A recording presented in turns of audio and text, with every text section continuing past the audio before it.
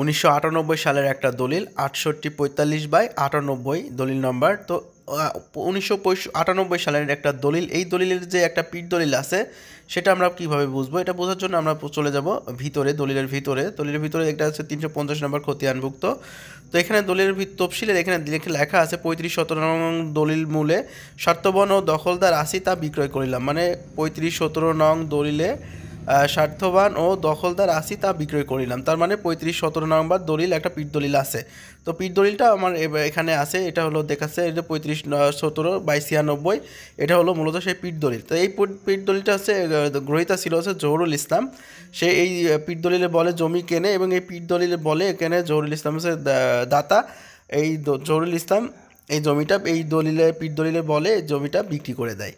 তো এই হলো পিঠ দলিল চেনার উপায়। ভিডিওটা শেয়ার করে টাইমলাইনে রেখে দিবেন এবং অন্যকে দেখার সুযোগ করে দিবেন। ধন্যবাদ।